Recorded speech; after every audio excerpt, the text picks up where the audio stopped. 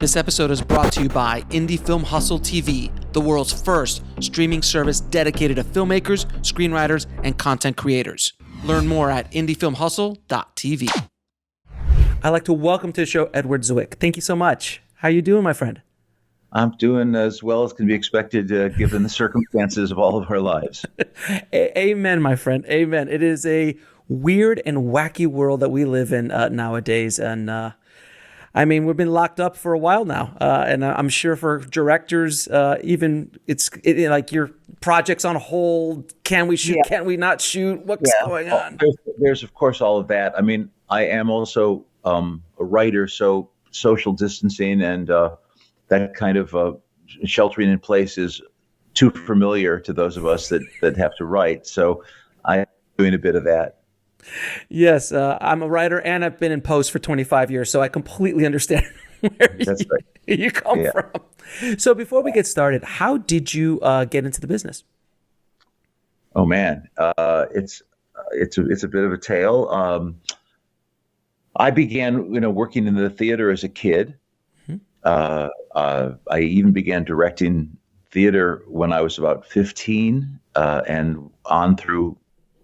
I went abroad to France on a fellowship after college, and the fellowship was to work with experimental theater companies, Peter Brook and Ariane Dushkin.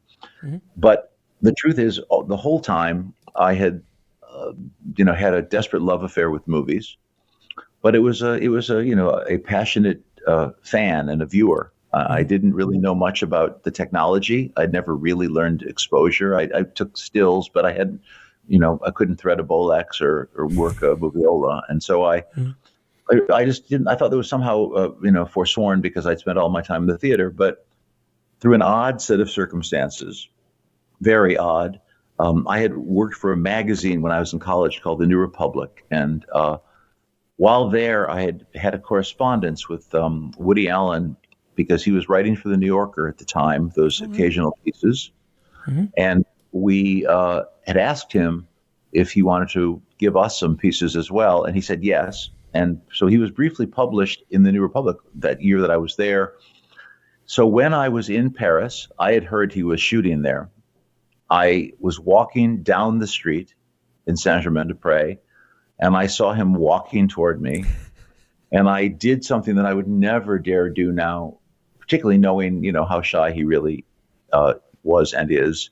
And I just went up and introduced myself. And I said that he and I had corresponded. And I said I was around and I was on fellowship money. And would it be okay if I could just come by the set sometime and see what he was up to? And he said, sure. Actually, what he said was, call me at the Georges V. And I thought, oh, well, he's blowing me off, which is fine. And I called him. He said, oh, no, come on by. And I did.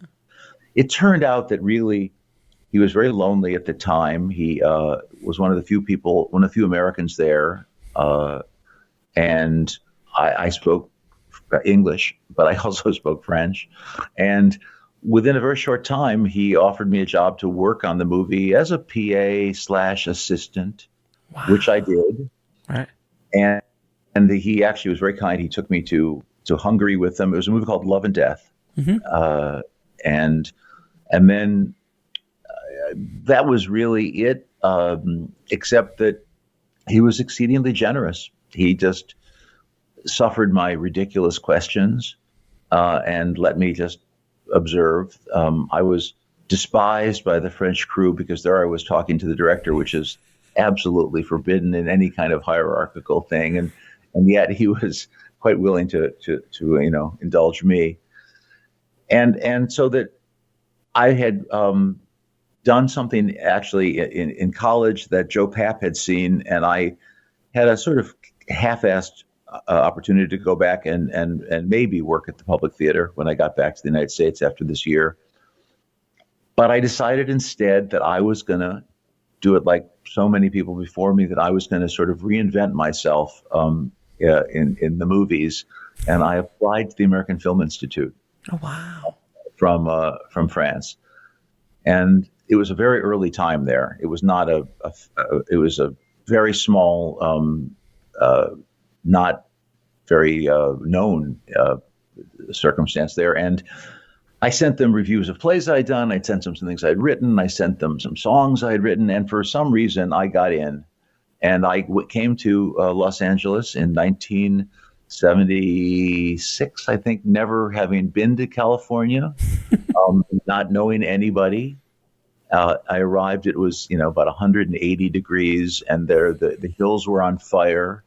And nothing much has changed. And I thought that I'd made a terrible mistake having left this apartment that I'd been subletting in Paris, and went to the American Film Institute. Did very, very badly my first year. Would go home and just cry myself to sleep, face down on the mattress every night. But somehow, by the end of the first year there, I had somehow managed to slip by, and was one of the people asked to come back the second year and make a short film, which I did, and did no good for me whatsoever. But I was that Timothy and the Angel? Yes, it was. It won a prize at a Chicago Film Festival, and that meant nothing except some little plaque that I still have. Mm-hmm. And but I had 2 years of the kind of demythification that you need when you first come here, when you understand what people mean when they say these things to you, and that whole nomenclature of Hollywood and development, and those horrible critical phrases that development executives know, and mm-hmm. you have to learn the translation. And probably the most important thing that happened is that Marshall Herskovitz and I met.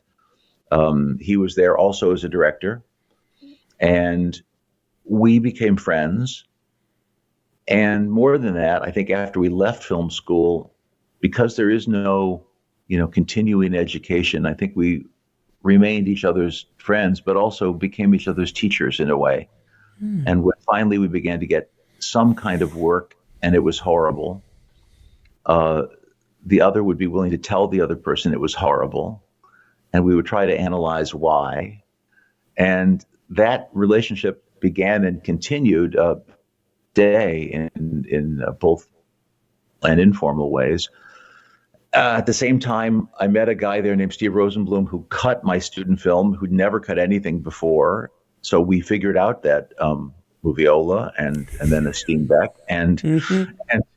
and he has cut everything I've done since, as well as having several Oscar nominations. And I don't know, it was just that sort of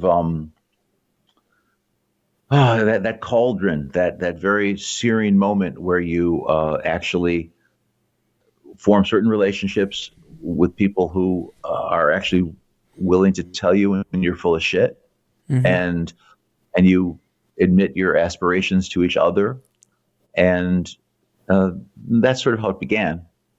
Now, with when you did your either your first short film, or even when you applied to or went to LA for the first time, what was the biggest fear you had to overcome? Because a lot of people listening might have not even taken that first step to walk towards the path of following something that they're passionate about, and they have something blocking them. What was that? Was there a fear, or did you just go gun ho? Well, I mean, to be really honest, my father had gone bankrupt when I was in college. Mm-hmm. And I had applied and had been accepted to law school. Oh, wow. So ironically, when you get accepted, I don't know if it's still true now, but in those days, when you got accepted to law school, they I had gotten this fellowship. They gave me a what's it called? There was the possibility of coming back the year after, or they were able to attenuate my acceptance. Mm-hmm. And so I had that that piece of paper, and my greatest fear is that I would have to go back and go to law school, because I really had no wish to do it. I had applied because I was scared, and I was a middle-class kid who thought I had to somehow have something to fall back on. Right. And so I guess, that continued for several years, because while I was starving and mooching off my girlfriend, who was willing to, let me stay in this little rented house, and I was, even for years after that, when I was a script reader and the various things that I did to try to make money, those people who had graduating and clerking for Supreme Court justices and going to work for white shoe law firms and making a shitload of money and really advancing in the world. And I was not, as none of us do right away. And so there was a certain period of time, I would say the 2 years of film school and maybe 2 or 3 years thereafter, where I was struggling. Well, as you would, and for people listening today, when you were trying to become a filmmaker, it was not the cool thing to do. Nobody really even knew what a film director did. Really, no, that's sort of true. I mean, look, I went to an Ivy League school, and particularly there, I mean, the couple of years before me, the guy I went to Harvard, and the guys from the Lampoon had come out, and Doug Kinney and those guys.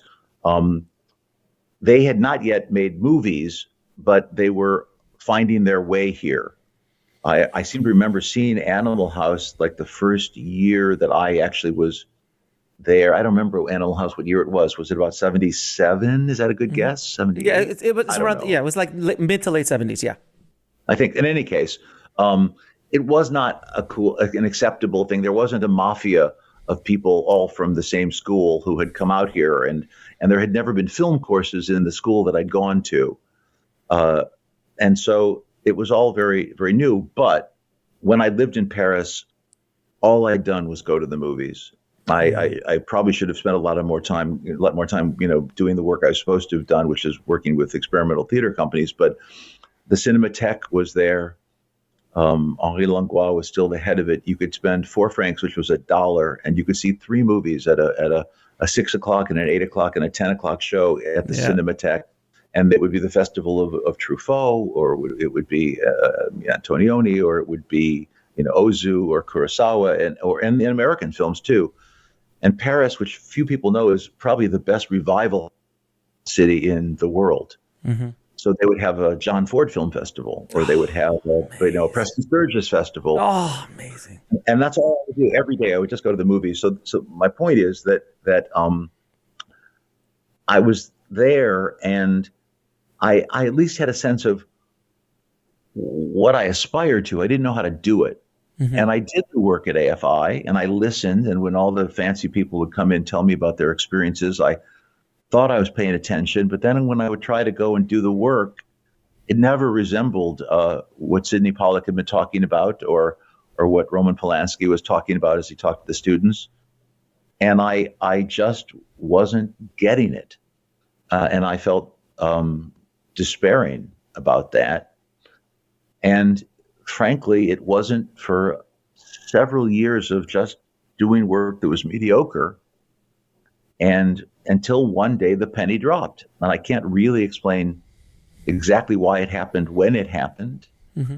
but something was revealed to me about the relationship between what I wanted and what the camera saw, what I wanted to say, and what people said, in the actors in their mouths, and how stories were told, and really it happened like Helen Keller at the pump. I don't know if you've ever seen The Miracle. Yeah, of course, yeah. There's a moment when she's got Patty Duke is there, and she's pumping, and she goes, water, and she goes, oh, water, oh, and suddenly at that moment, she can understand language, and for me that was film language, and from then it was a fast trajectory. After a very little trajectory, it then began to really gather steam. But you struggled for years until that moment happened, and just got in there. I would say the aggregate was certainly 5 good years of struggle. Mm-hmm. And by struggle, I also mean self-loathing, of getting an opportunity to write something and then seeing it was bad. And even when I got an opportunity to do a television movie, mm-hmm. finally, it was bad. And then the next one was just as bad. I mean, I'm not sure that they knew at ABC or even the producers how bad it was, but I knew how bad it was compared to what I was trying to compare myself to. Sure. And I was embarrassed by it. Now, it didn't get better. Now there was I've been a fan of yours for a long time, and with your filmography, but I saw you on a DVD of this little known amazing acting, directing the actors course called the Nina Foch Coast. Ah. And I saw you there, and of course George Lucas was in there. There's like a ton of amazing directors who Nina really helped. And when I first launched Indie Film Hustle, I was probably one of the biggest sellers of her course. As really? I sold tons, because I took it. I'm like, no, I got to promote this to my audience. And I love that course. But I took the video course. You actually took her course, right? How was that?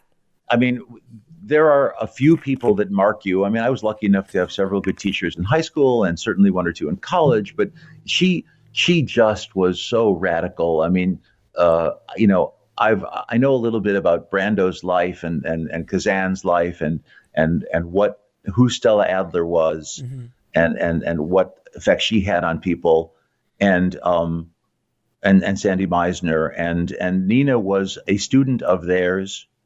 And she took their gospel and and then really translated into her own understanding, because she too had a more Hollywood experience. She had been a contract player for Louis Mayer in the 40s, and she had then been she worked with George Stevens and William Wyler as a coach. Did she work? Yeah, didn't she work with Kubrick and I think Cecil B. DeMille? I think something. I don't know about DeMille. She used to tell DeMille stories. She had the best stories of anybody. But she was also unbelievably tough. Yeah, she was unsparing about what the calling was of directing, and not just directing the actor, but storytelling. And the funny thing, when you have a great teacher, pay attention, you don't always get it right away. What happens is that, at least for me, a year later or 5 years later, you'll find yourself in some situation and then something will happen. And then you'll say, oh, that's what she meant. And then a whole reservoir of things that will still have been in you will then be available to you, because nothing really leaves if you're paying attention. It's there. It can be called upon. And I think for me that I just needed to have some sort of practical application of doing a thing for it to then be somehow internalized. But once I had done it, and even done it badly, and I maintained as good a teacher as doing it well, I was able then to reference what she was talking about, and all the things that she talked about in terms of how one elicits a performance from an actor, how one uses behavior, how one really breaks down a script. It became something that I then took in and applied some of whatever my own experience had then been to try to make it my own. But she was really formidable, and believed in it as a calling, or believed in it as a like a priesthood, almost like a priesthood. Yeah, I was going to go there, and I thought at least you said the pretentious part about it. Yes, I think that's true.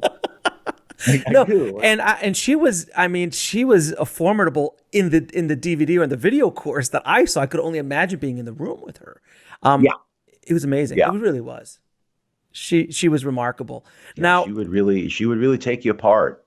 She had actually they created something at AFI called the Narrative Workshop, where you would show something that you had shot. We all worked on tape at that time and shot it single camera as if it were film. Cut it ourselves, and the exercise was like a communist Chinese self-criticism session where you have to show the film to your peers, and you're not allowed to speak, and they just tell you what they've seen. And you have to sit there and fucking take it. And then you do some kind of that repentance thing that, the Chinese, I am guilty of the sin of pace. I am guilty of the sin of indulgence. Sort of session. That must have been amazing. Now you did a movie in the 80s, which was one of those classic 80s movies, which is About Last Night, with Rob Lowe and Jane Belushi and Demi and Elizabeth. And it was such a wonderful film. About Last Night's one of those amazing '80s films, and it's a very small. I mean, not small, but it's a comedy. And then from a more controlled comedy, you go to Glory. Right. How the heck did that like? Was it an agent? Was it the script? Like how did you get that gig? Because generally speaking, you don't go from romantic comedy to epic Civil War movie. Yeah, it was one of those, again, flukes. I will say that I had obviously studied American history, so I had a very particular interest in it. I had About Last Night had the good fortune of doing well. Mm-hmm. It's a movie that was made inexpensively and made a lot of money for the studio, so they were predisposed to be interested in what I might be interested in. Mm-hmm. When I said that, you can imagine their response was the same as yours. But there was a guy named Jeff Sagansky who had actually been to college with me, who had gone to work at that studio. So I had a personal connection with one of the executives there. Mm-hmm. And two things.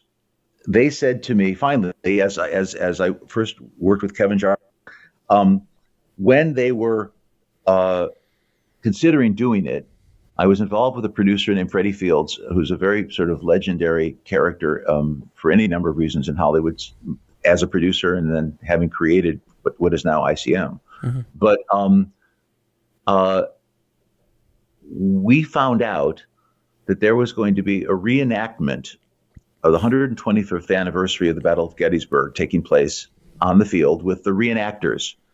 And there were going to be thousands of men, maybe 3,000 or 4,000 men on the field that day, July 4th, 125 years after 1863. That would have been 63, 80, it was like 89, something like that. And we convinced them to give us $25,000 or $20,000, whatever it was, where I could go with a friend of mine who's a cameraman and another cameraman we picked up in New York, and Freddie and me, to go onto that field and just shoot what it might look like. And I didn't know what I was going to see when I got there, but I read about these reenactors. Right.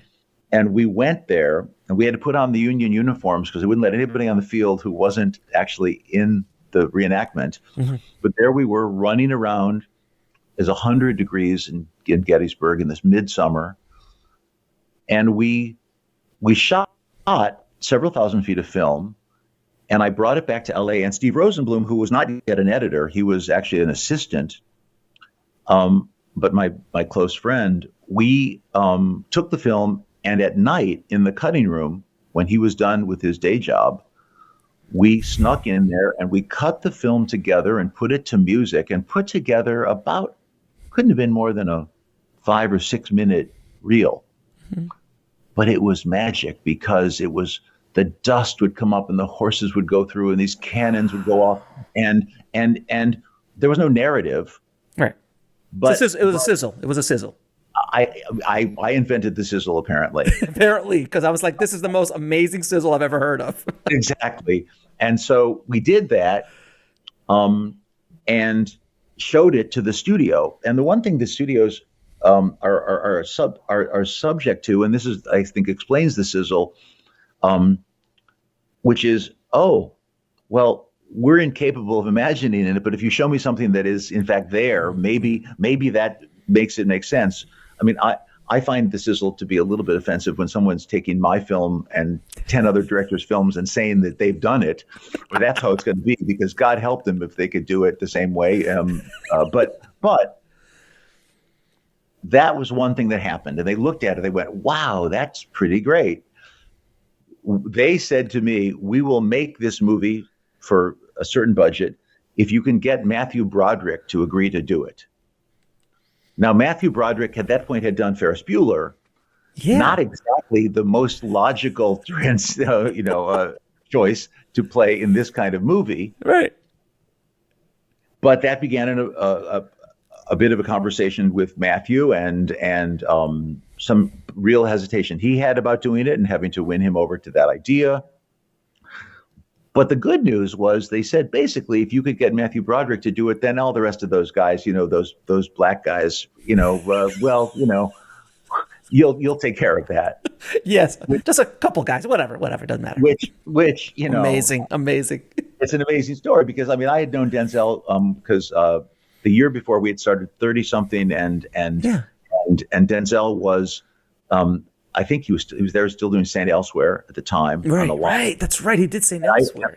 And I'd seen Morgan do something at BAM, and Andre Braugher was still a senior. Was still in his final year at Juilliard. He had never done anything before, but it bespoke something that's I think also interesting to talk about, which is that their approach to it was essentially as a white savior narrative. Right.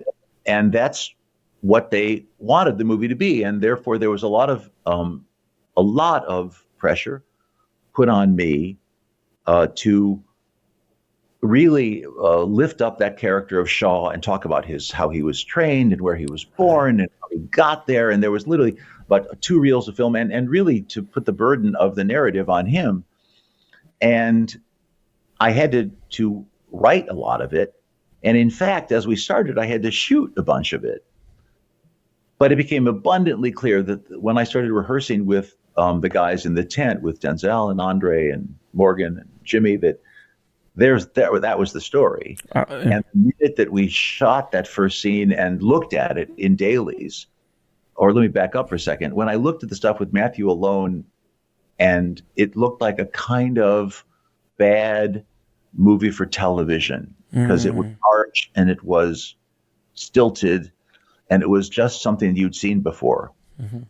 But when I started realizing what these guys had, it just all revealed itself to me. And I began to write more for them and figure out ways that there would be other scenes in which they would have figured even more prominently in the plot. And so that when I finally showed the movie to the studio, I cut the first 2 reels. I literally began with Matthew Broderick on that field and that letter. And he meets Morgan Freeman, 3 minutes into the movie when he's lying there on the field, and starts meeting the other guys, 6 minutes later. And the movie became what it became, which is not to diminish anything that Matthew did or to diminish his import and his performance. But these guys were in a state of grace. They were representing something that I could only imagine or humble myself in front of. Yeah, and from what when I saw the film, all I can remember from the back of my head is Denzel. It's just Denzel.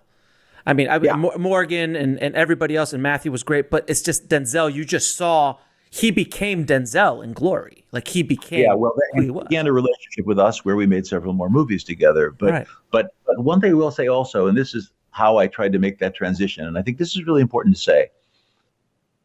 I know that About Last Night was, people in rooms talking, and 30-something, which had come right after, or even around the same time, was the same thing. But I shot so much film, meaning in that movie and in those 40 episodes that had preceded this,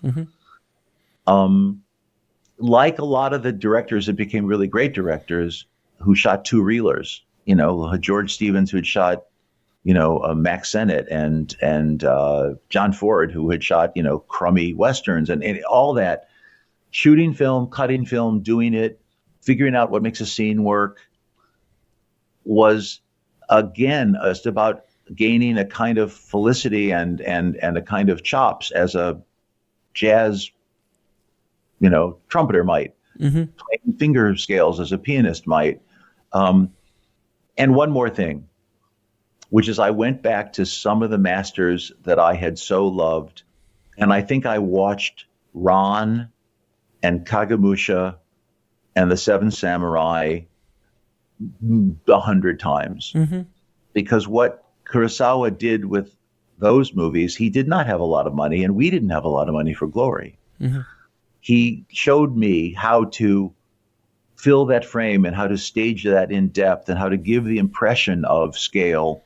And I stole mercilessly from his technique, even though it was different, period and whatever. And I could afford, 4 days in the movie where we had 600 or 700 extras, or 5 days, right? And I figured out how to space those shots when I needed them through the different aspects of the story, so that then when I only had 200 or even 100 and inserted those shots into the bigger shots in your mind as the audience, you're there among the 700 or 2,000 of them. Because you have to remember, there was no CGI. None. It's all in camera. Yeah. No, it's all in camera. We couldn't duplicate and tile and do any of those things. That's amazing. Now, moving forward in your career, I've noticed that you worked with a lot of up and coming. Yeah, you've worked with a lot of up and coming actors, like from Denzel, Brad Pitt, Matt Damon in Courage Under Fire. You have a heck of an eye. Well, I mean, I thank you, and I am proud of that. And by the way, I would include Claire Danes and Evan Rachel Wood in television too. I think it frankly is, that would go back to the theater and having some confidence in my estimation of who an actor really is and who he is for that part, as opposed to what his reputation might be or what other movies you might have seen. I would like to think that I would cast unknown actors as movie stars, and I would try to cast movie stars as actors. That trying to find some equalizing of the voice, and ask the same thing of both of them. Now, how do you sculpt those remarkable performances? Because throughout your filmography, I mean, you have amazing actors, obviously, but you, in your films specifically, the performances are so sculpted. How do you work with them? How do you kind of come up with these, from Leonardo and Blood Diamond to Tom and Last Samurai in these kind of films? Like, their performances are so, there's depth to it. How do you sculpt a great performance? I think it begins with a kind of trust that has to be earned. Mm-hmm. And I think that comes out of some set of conversations that begin, and they begin very early. Sometimes it's doing research together. Sometimes it's doing physical things. Denzel and I mean, the guys, even all of them in the tent, as they were learning how to, load a musket and do drills with the reenactors, or Tom working with the sword, or drinking Jägermeister with Leonardo, with guys who had been in the South African Defense Forces. There's a building of vocabulary and trust that's part of it. I think there's also a commitment to honesty about not bullshitting an actor or a movie star about what they're doing, and not being the person whose job it is to suck their cock, but rather to really demand something of them. Right. Because you've done the work, and the truth is they want to do the work. And I think, obviously, over time, when you've done a certain number of performances, actors might come there knowing that you might have some notion of what you're doing, right, and how to get them there. But by the way, you evoke Nina, and there's a very, very good example of something that things I might have heard her talk about when I was 22, that then when I found myself at 35 in these relationships with movie stars, or 45, that's when a lot of that stuff came in handy, because she had worked with Monty Clift, and she had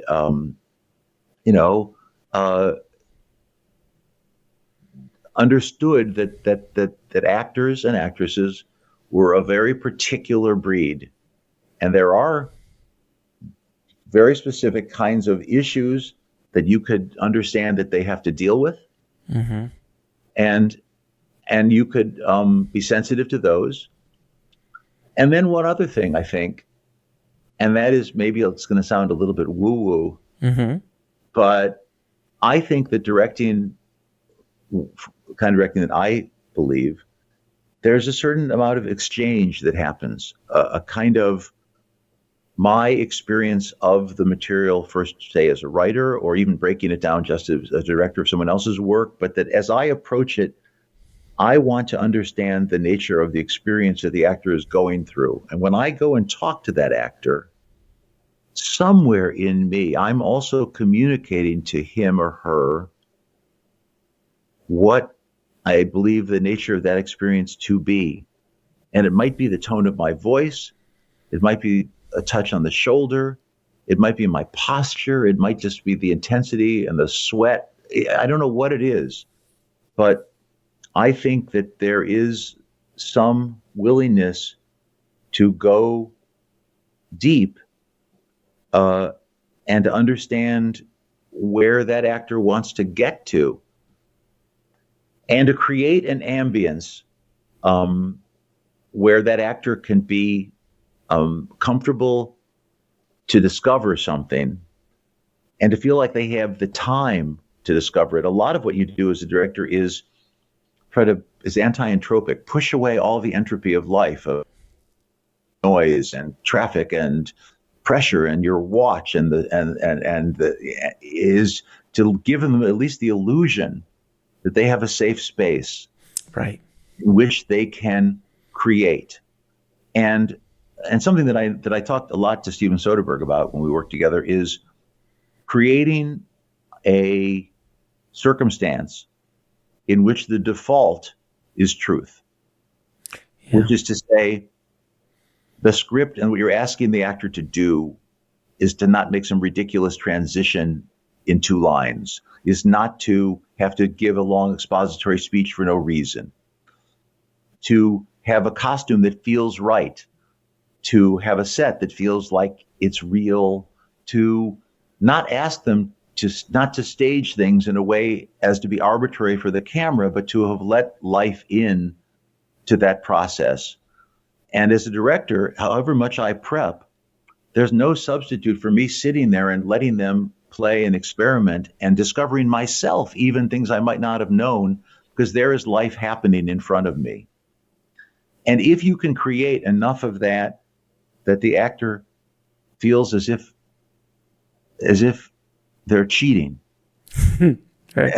as if there's just life happening. Right. And by the way, when you read about it and you read about what the gift was suddenly of Kazan and Brando or James Dean or different actors, that was the revolution. The revolution was bringing life onto the stage and in front of the screen that was not very different than the life we know it to be. It's just that life put into extreme circumstances. And I think the 2 words that really sum up the performances I've seen in your films is depth and truth. There's substance. It's not a veil, very thin performance with all of them, because some actors, movie stars, in some movies they're Oscar caliber. Other times you're just like, what happened? And that happens with every artist in every field. But there's a consistency in your work, and that's why I wanted to ask you that question. Well, I mean, I think it's also who you're surrounding them with. Yeah. What's the nature of the words you're asking them to say? I have found at times that the hero of a production have been the costume designer. Yeah. I mean, yes. or the prop man. Mm-hmm. The skinny knife that Brad has in Legends of the Fall, that was like built, and that somehow becomes this thing. And obviously the DP who creates this universe. Everybody, if you have those magnificent people, they are also creating this edifice on which the performance then can rest. But the edifice is already higher up, and the performance is already lifted in some way. So it's about everybody else too. And it's not just me.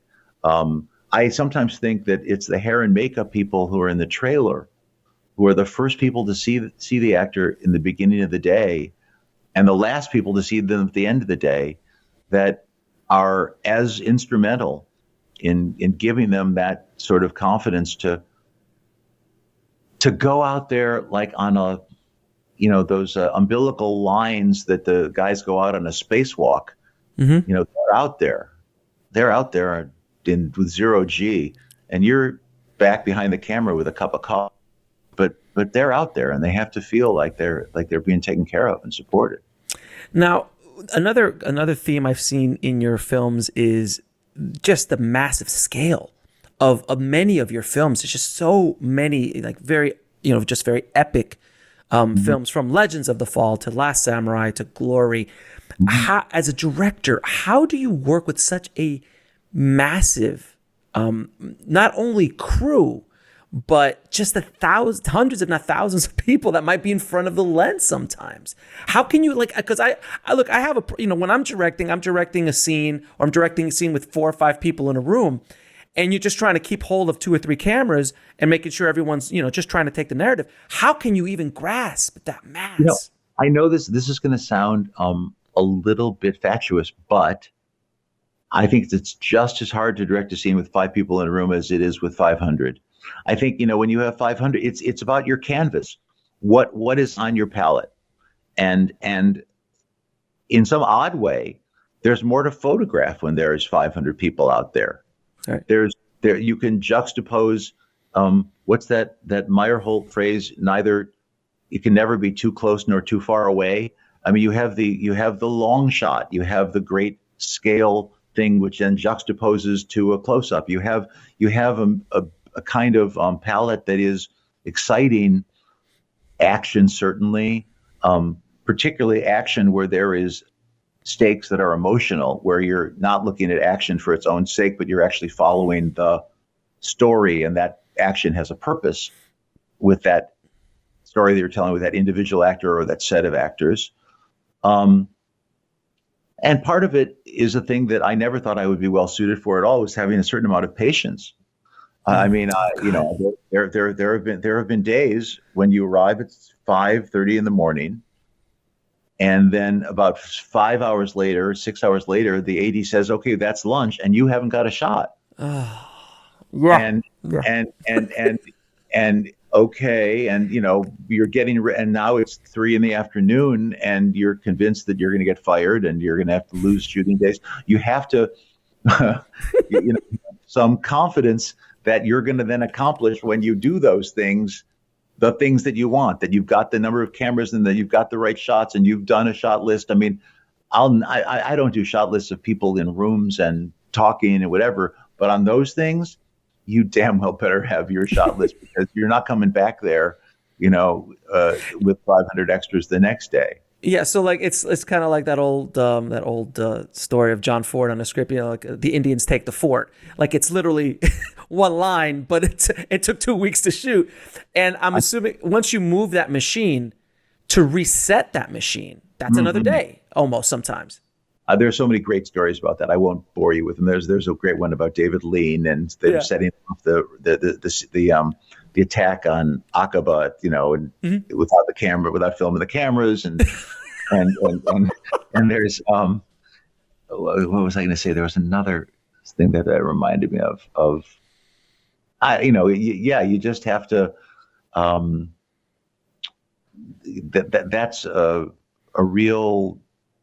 That's about a kind of redundancy. I read now something really weird has happened to the visual on the frame. Okay, there we go. There's a book that I read by Rick Atkinson called "The Army at Dawn." He's a Washington Post reporter and it's about the Allied. It was part of a trilogy about World War II, and it's about the invasion of North Africa, which was an utter failure.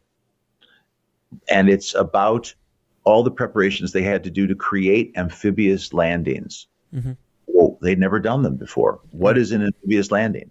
Right. They had to invent the amphibious craft, and they had to understand about supplies and all this. And it was about the redundancy of checking and rechecking and having these endless meetings with all of the departments and making sure that everybody's on the same page and being honest about what you can and can't accomplish. And what they discovered when they did the landing is they got it all wrong. But they never could have done D-Day if they hadn't fucked up so badly in North Africa.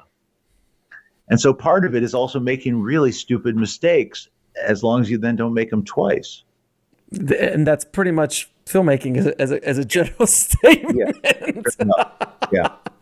Now, one part of filmmaking that is not really taught in schools very often, and I know I've had to deal with it. I'm sure you have too. Every director has ever had to deal with it. Is the inevitable politics of being on set, the hierarchy, dealing with the politics of actors or crew or studio or producers. Can you talk a little bit about how you as a director deal with those politic moments, which when you have a group of people, it's going to happen? Yeah. Well, you've mentioned, by those 7 people you've mentioned, if you triangulate them, you've mentioned about 49 different relationships. So or maybe more. So I'd have to talk about them somewhat separately.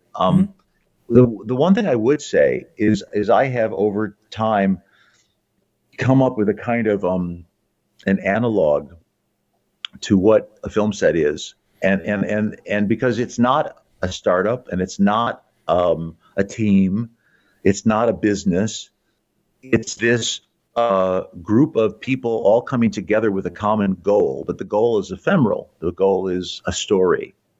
And I think of it a little bit like sort of like the sailing ships in the 16th century, that everybody on that ship is a master. The ship's carpenter, the sailmaker, the cook, the navigator, everybody is an expert in what they do. And at the front of the ship, up in the prow of the ship, is some guy with a big long beard, blown back by the spray and the wind, and he's saying, "I know the way, follow me." But he doesn't really know the way. Right. He has an idea, but somebody's got to say that. And all the rest of them are probably capable of being that guy who's up there, but they don't want that gig. They're perfectly happy being in their own doing their thing as experts, and also grumbling that the son of a bitch up there doesn't know what he's doing. But they're wonderful people. Right. In my experience, film people on a set are funny as shit. They are capable of working in long hours, in inclement conditions, with crummy food, and there's a love there, and there's a commitment to this thing, and it's romantic. It's a beautiful thing. So generally, I find a crew to be just the best part of it. Or all of that. Now, when you fold in the actors who have their own little world and their own set of issues, they have to be dealt with in a very particular way, so as to be able to keep that separateness to a certain degree and be able to have the focus and the concentration that they need. But you'll also find that if actors are not in gratitude for their opportunity or not aware of what's happening, they could lose a crew too. An actor could get a crew to do anything for them, or they could have a crew that's working against them. And it's often a factor of what their nature is. A little bit of sensitivity on their part, or kindness, or awareness of what other people are going through goes a very long way, and vice versa. Because a crew could sabotage an actor just in some very subtle but very, I think, unhappy ways. But go ahead. No, and I think the same goes for directors. Like if you don't, I mean, I've had crews. I've been on sets where the crews are completely against the director. On either in television, because television's even rougher, and that's a whole other conversation. But in a feature world, they come in, and if you just a little bit of kindness, saying hi to them, saying thank you, those little things, making sure that they're fed on time. These little things go such a long way when you're at hour 12 and you need them to go another 30 or 40 minutes. Totally.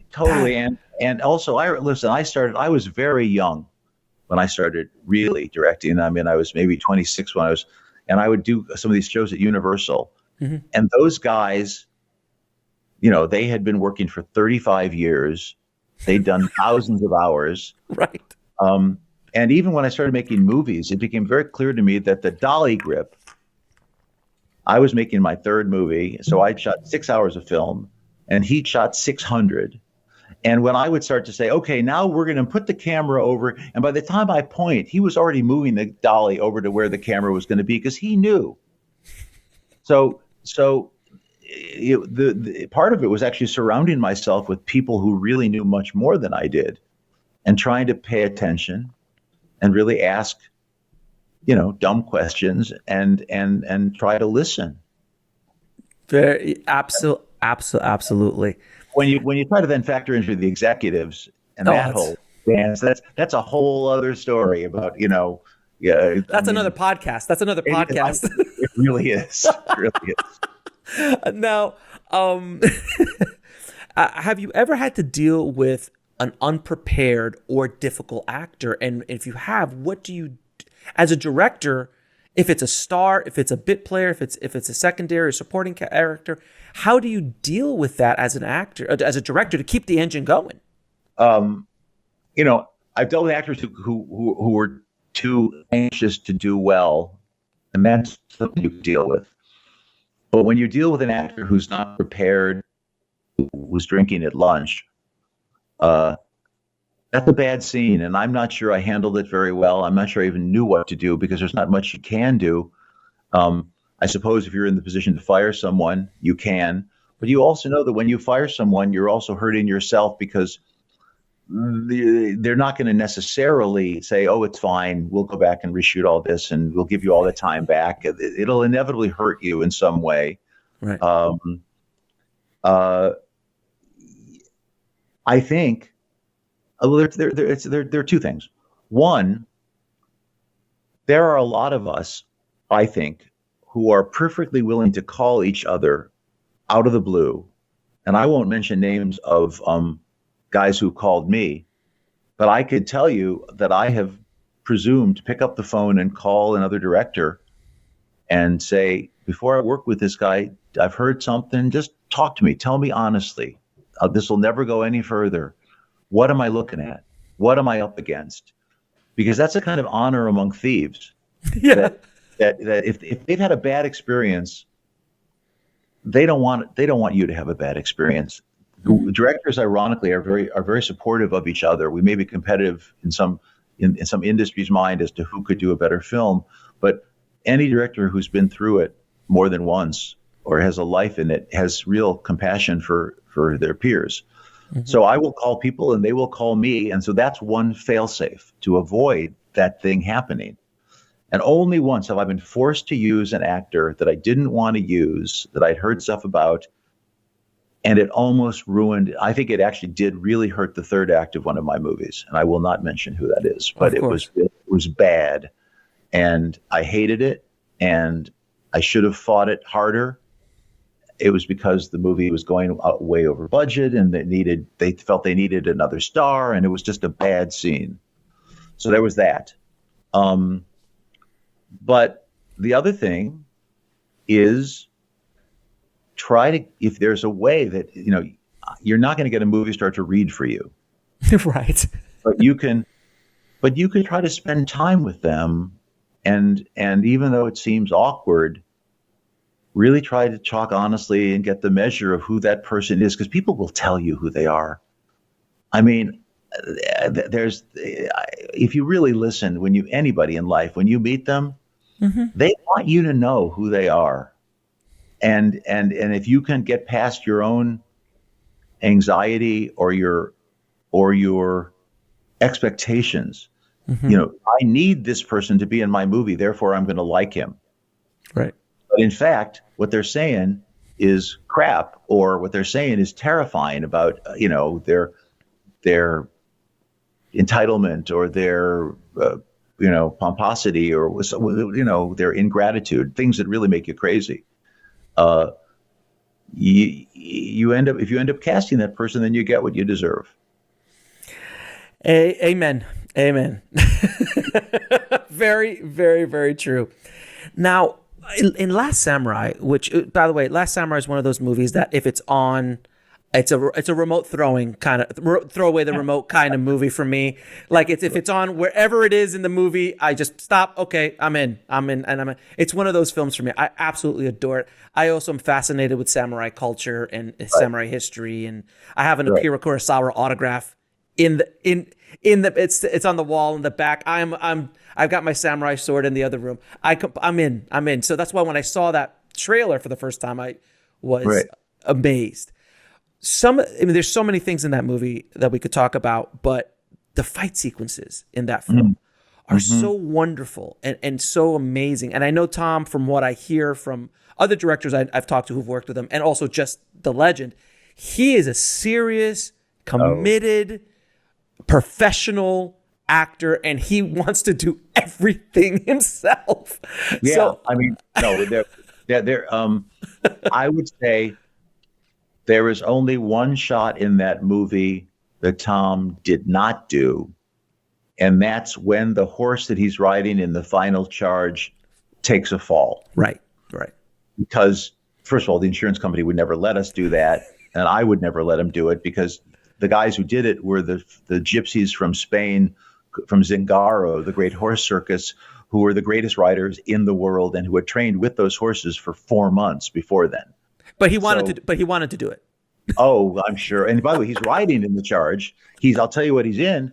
He's in the charge on foot when the two armies come together and hit each other. Oh, he's in that shot doing that.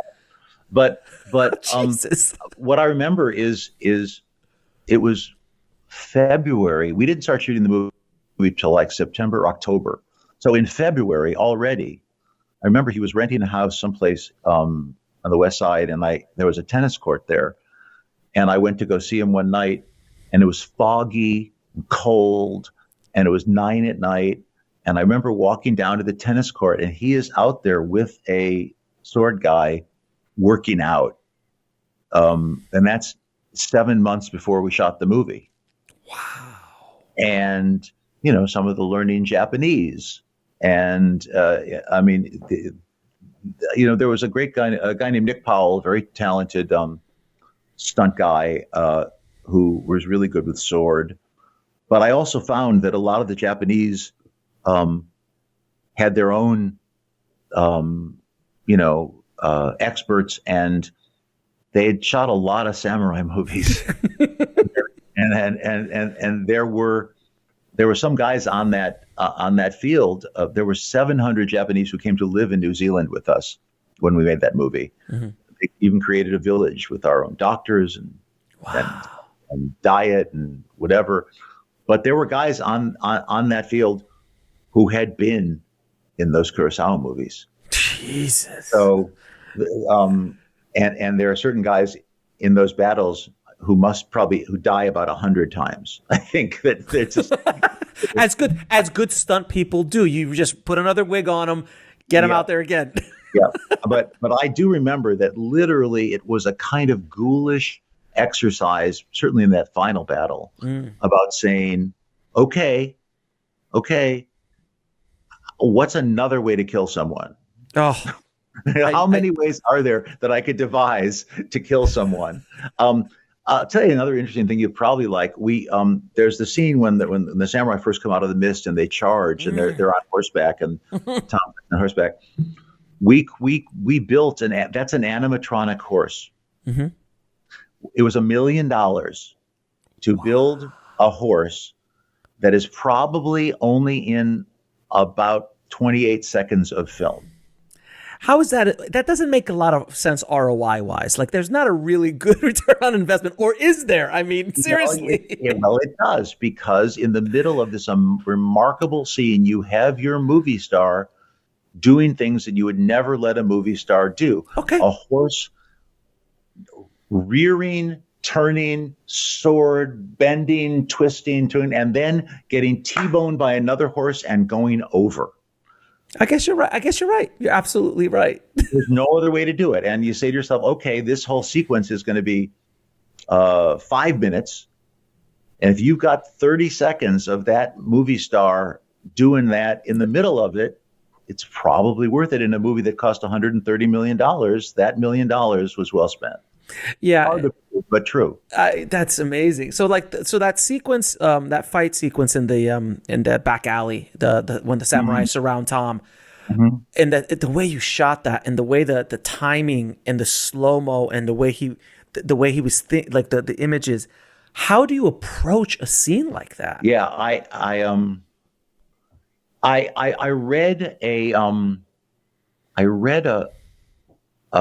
a book by John McPhee talking about Arthur Ashe and I think it might have been Osuna playing a tennis match in the 60s. And it's a brilliant analysis of sport, but also of competition. And I remember him trying to break down a tennis stroke into the composite motions of every change of weight and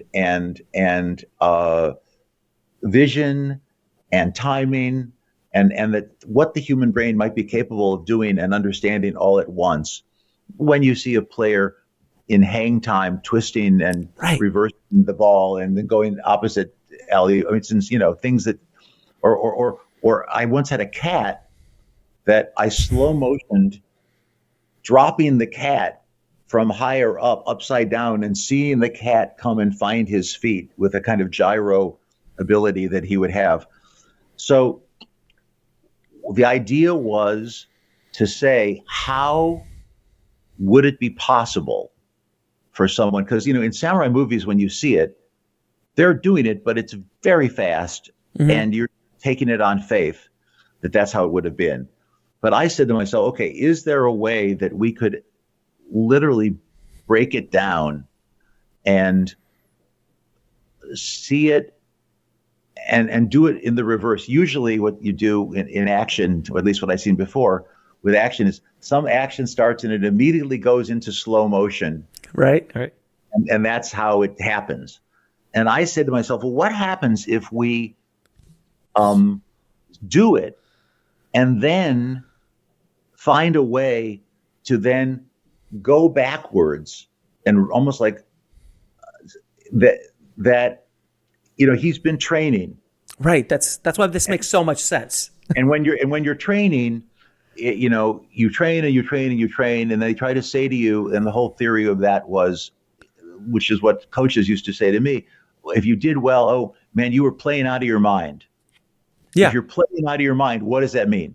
It means you're only reacting. Right. So to first show him playing out of his mind, almost being unaware of what he had done, and then go back and almost to recapitulate it in that penultimate moment that leads up to the last moment. That was the whole theory. But Tom, I will say, does those guys are swinging. They're not sharpened swords, but if one of those swords would have hit him in the face or in the arm, that would have been, if not the end of a career, it would be the end of a couple of weeks of shooting. So imagine the amount of time that he spent rehearsing that with those guys to do that. Wow, man. To do it all in one. I wanted to show it all in one take first. Yeah, and the reason why all of that works so beautifully is because it works into his character, and that's what I love about that action sequence. It is a statement about what the character has gone through. Yeah. It is not just an action sequence to look cool, which is fine, and there's those stories in those films. But in this, your action sequence are actually is a storytelling aspect. It's not just look how cool I can swing a sword. It's look how far I've come. I believe. I'm not interested in action for its own sake. I mean, I like it sometimes, but it's just not who I am. If there's a reason, if something is accomplished narratively in it, then there's a reason for it to be in the movie. Mm-hmm. And sometimes that's by design. It's great if you can reveal anything through behavior rather than through exposition. And in this case, it literally begins with that first scene with the character playing Ujio, Hiroyuki Sanada, when Cruise refuses to lie down, and you see him picking up, and he's training with that stick. Oh, so good. But it's a progression, and even that scene, by the way, which we did in the rain, which made it much more dangerous for him. Yeah. Sonata happens to be a master, but to have slipped, if one of them slips at that moment in that wet mud, that's just, right out. So it is, it is again. And if anyone listening has not watched Last Samurai, I mean, please do yourself a favor and watch it, because the action sequences, the story. I mean, I cry at the. I mean, you're just tearing at the end of that. It's just so emotional and so well done. And then you go to something like Blood Diamond, which is again another I mean, it's not a war movie per se, but it is a war movie. There is definitely elements in that. And that's one thing I wanted to ask you. There is something I've noticed in your filmography as well, is there's a theme. A lot of the stories you tackle deal with war. And even Pawn Sacrifice about Bobby Fischer is a internal and external war of one character. So what draws you to that kind of material? Because it started way early with Glory. I don't know. Because I mean, you see the pattern, right? You see a pattern. Yeah. I mean, look, I'm not the first dramatist to realize that in those extreme circumstances you can find great story, and you got to go back to let's start with Homer, right? Right, right. And the Iliad's a pretty good one. It's all right. It's okay. It wouldn't have a good box office opening. I'm just going to say. And Shakespeare did okay, right, with several different wars, and I mean, in those moments, obviously, things are simplified. Yeah.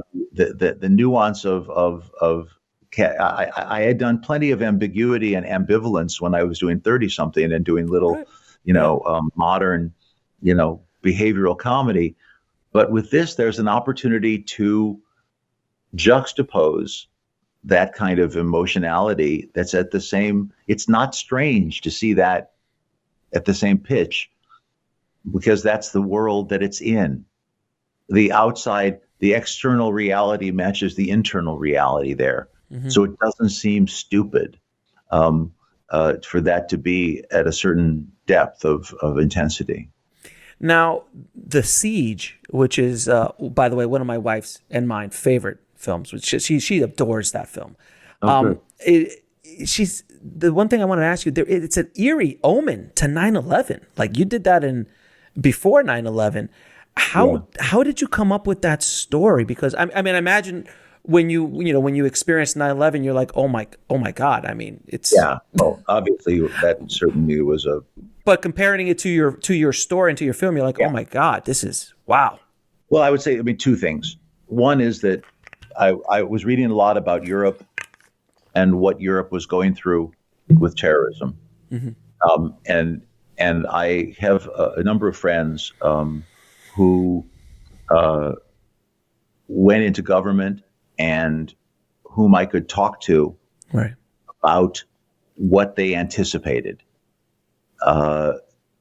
Because a lot of times what seems like it's happening someplace else is inevitably going to happen here. And and that only gets faster and faster. We look no further even than the pandemic, which, that's going to be just over there. No. It is one world in that regard. And so I guess I was paying attention. I wasn't prognosticating. I was trying to pay attention to what was happening in the world. And I just felt that was coming here. And by the way, two people helped me on that script very closely. The first was Larry Wright. Larry Wright, who then wrote The Looming Tower. He's one of the greatest journalists of our day. And he wrote this book about the pandemic a year ago before this all happened. He's an amazing journalist who was paying great attention. And the other is Menno Meijers, who's a friend and a great writer. He was actually, I think he wrote a couple of the Indiana Jones movies, and he's a politically very savvy guy. So it was, I had help. And I also had help by talking to people from the FBI, CIA counterintelligence task force, and talking to people who were, experts in the field of hostage negotiations, and at every stage, if you're, I did have some experience at the very beginning of my life as a journalist, and I still have held on to the understanding that there's no substitute for talking to people who know what they're talking about, especially if you bring a movie star with you. That always helps, is what you're saying. Yeah, it really does. Yeah. Now you, I would be there with the CIA with Annette Bening, and they would have stonewalled me. And the minute she walked in, it was like, oh, let me show you this secret document from the. It's like, what? Do you want to know who shot JFK? Like, exactly. Yeah. Never underestimate the star power of movie stars. Right. When trying to get anything done in this town in general. That's right. Now, you have been you've been a writer for most of your career. Actually, I think I would say most of your career. You've always been writing, and you write most of your work that you direct, and then also you write scripts that are not something that you direct. What is your writing process like? How do you get into it? Because arguably, directing 500 horses taking a hill is probably easier than looking at a blank page. Yeah, I think that's a fair way to put it. I know that when I'm writing, I'd sure rather be out on the set with 500 horses. But conversely, when I'm out there with 500 horses, I sure as shit would like to be back someplace else writing. It's always that. Yeah. So. But what is your process? Do you start with character? Do you start with plot? What is that process for you?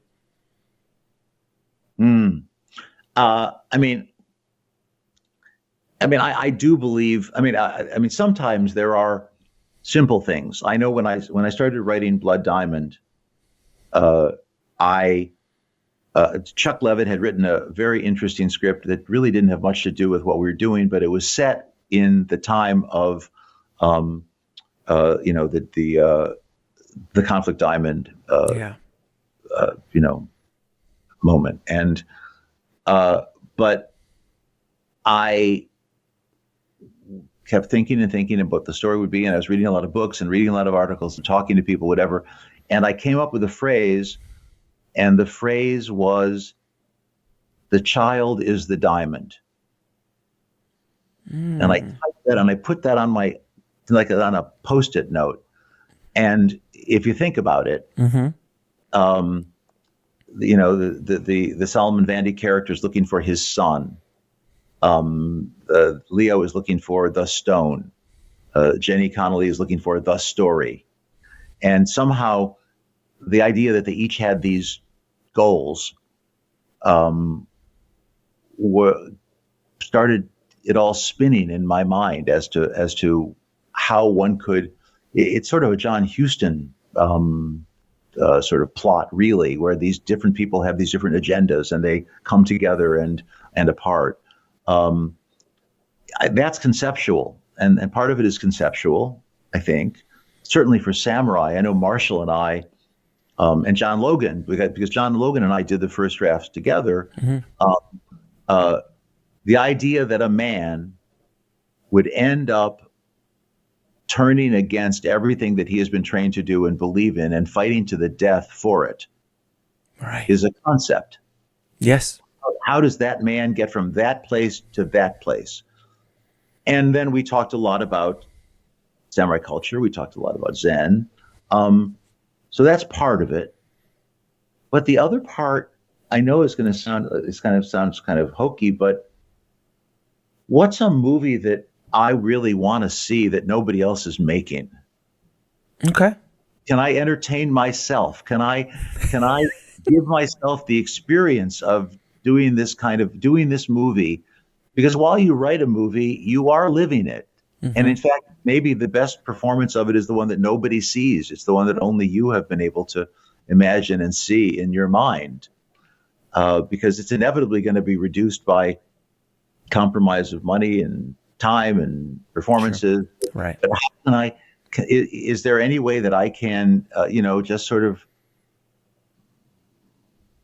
reimagine my experience of being a kid in the movies, or that person at the Cinematheque at 22 years old, Mm-hmm.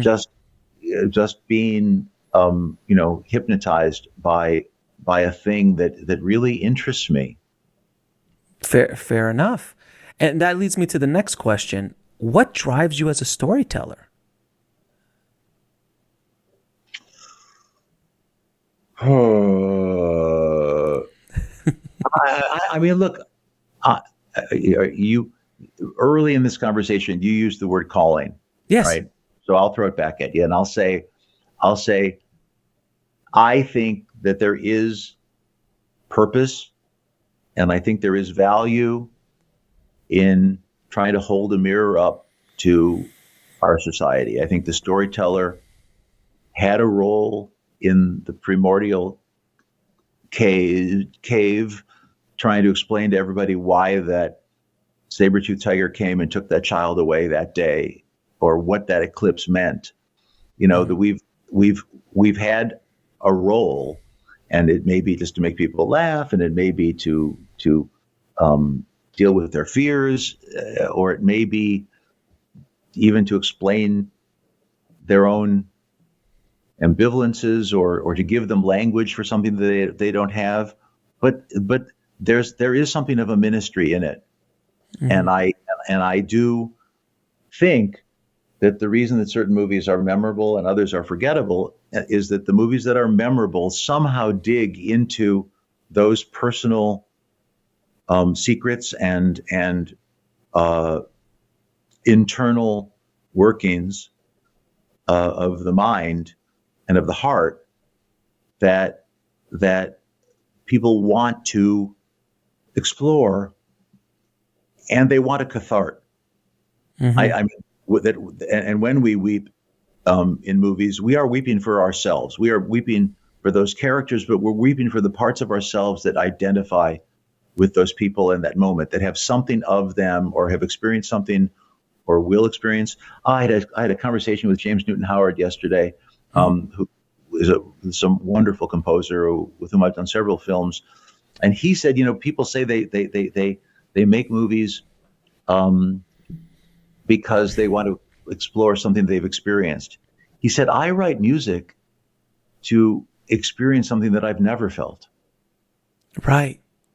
And that was so beautiful to me. It's very honest, and I want to have an experience, and then I want to offer it to other people, and that's a whole other way of sort of turning it around. Fair enough. Now I'm gonna ask you a few questions I ask all of my guests. Okay. If you could go back and tell your younger self one thing, what would that be? Be bolder. Take more chances. Take more chances. You'll be okay. It's okay. Yeah. Don't be so scared. I'll agree. I'll agree with you with that. I feel like my 20s were a complete waste personally. Yeah. There you go. Yeah. Now, what advice would you give a filmmaker trying to break into the business today?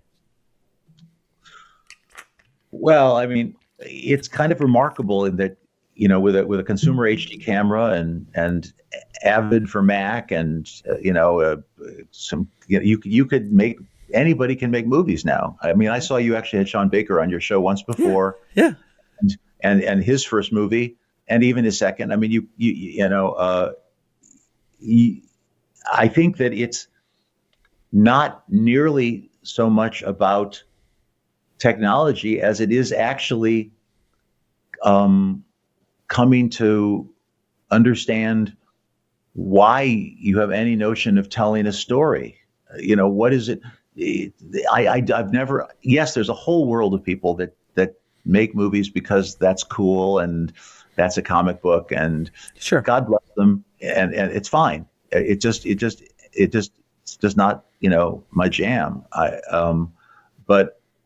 But you've got to have something to say. You've got to. I would say, for a filmmaker, it's not just to look at other films, but to try to look at life and to read books about psychology and politics and science. And I think it's curiosity for the world about how people behave and how the world behaves. I just don't think it's about trying to figure out where to put the camera, or you'll be. That was, by the way, and going all the way back, what I watched with Woody Allen when I first was 21 years old. He didn't know any of that stuff.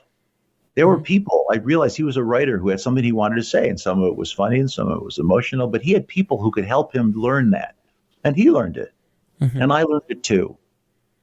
But I'd like to think that there were things that I was interested in beyond the process of making the film. I love the making of the film, and we've talked about that today even. And it's delicious. But it's actually what's going to give a film some kind of substance is something in it, something worth saying. Now, what is the lesson that took you the longest to learn, whether in the film industry or in life? Boy. Yeah, I guess I would say that when I was really young and beginning, certainly in the industry, that I thought that I was making movies so as to get something else, was to get fame or money or sex or and some validation that I didn't get in childhood. And so my process was fraught. My process was contorted to some degree. And eventually, and it took a while, I realized that, actually, it was the doing of it that was the gift. I made movies because I really liked doing it. I did it for the joy of it, and the reward. It's not the credits on IMDb. It's not anything, because they're all going to be forgotten, like everything is forgotten. The reward is those relationships and the memories of the struggle and the defeats and the triumphs, but to have had the experiences, that is the thing that I have learned. What you've just said is so profound, so profound, that I just want to touch on it for a second, because as filmmakers, because I deal with independent filmmakers on a daily basis, and I've spoken to many over the years, and there is, to be a director in many ways, there has to be some sort of ego there to be able to say, I'm gonna go do this. Yep. But a lot of them get caught up in the whole awards or my legacy or what I'm gonna leave behind, or then of course the more shadow things like rich, famous, sex, drugs, money, whatever that is. But if you start to study history, most filmmakers today, most people who really can name one Orson Welles film, can maybe name one or two John Ford films, unless you're a real cinephile, can go in there. And at the end of the day, no matter how many Oscars you've won, no matter how many awards you've gotten, what you said is so profound, because it's about the experience, it's about the relationship, it's about living life, it's about going through all that, and it's not about the awards. It's not about the money. If you can make some money along the way and win a couple awards along the way, great, but it doesn't mean anything. It's more about that experience. Would you agree? Think of the privilege of being an artist. Oh God, yes. And by the way, it's maybe pretentious to even use that word in film, because it's a film business, and so you're an artist, businessman. But whatever you are, sure, it's a privilege. That rather than punching a time clock or doing something that I despised so as to get a pension, or that I have gotten up every morning just excited about what that day might hold. I've been given the privilege of exploring my imagination and my fears, or my fetishes, or my anxieties, or my desires and been overpaid for it. Really wildly over rewarded for it and given some sort of validation. I can't begin to describe. It's that there's that commercial where it says, "Oh, this thing is valuable. This thing is, right. Invaluable, whatever." But no, I mean that is it. It is this astonishing privilege, and to have been in a relationship with really great, brilliant people, artists themselves, really, passionate people who care about what they're doing. You can't even estimate its value. And last question, 3 of your favorite films of all time. Oh my God. Well, I already named, 6 Kurosawa movies, so you could take any one of those as one. Fair enough. I'll allow that cheat. Okay.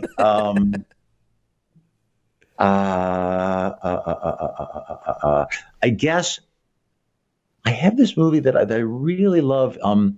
It's by Ettore Scola. Tante Demane. We all loved each other so very much. Okay. It's an Ettore Scola. It's an Italian movie that I really, really love. It's going to be such a hokey thing to talk about, the Godfather 1 and 2. I mean, sure. You say you throw the remote away. That's a remote thrower away. I hope that if that movie's on and it's 11 at night, I'm going to be up till 2. It's just. I was seeing an interview with Tom Hanks once. And he's like, all answers are in The Godfather. Like, if you have a question about life, it's true. Leave the gun, take the cannoli. That's profound. And by the way, and anything you want to know about film, about directing, is in The Last Samurai. It's narrative, action, characterization, humor, pace. It's all there too. Staging. So that's, if you had one on a desert island, it would be that one. If you want to learn to go to film school, it would be that one. Now, I absolutely will agree with you, Edward. It has been an honor and a privilege and it's been an absolute pleasure talking to you. It's really, really been great. Thank you for your time, and I truly appreciate it. All right. Well, I really enjoyed it too, and best of luck with your show.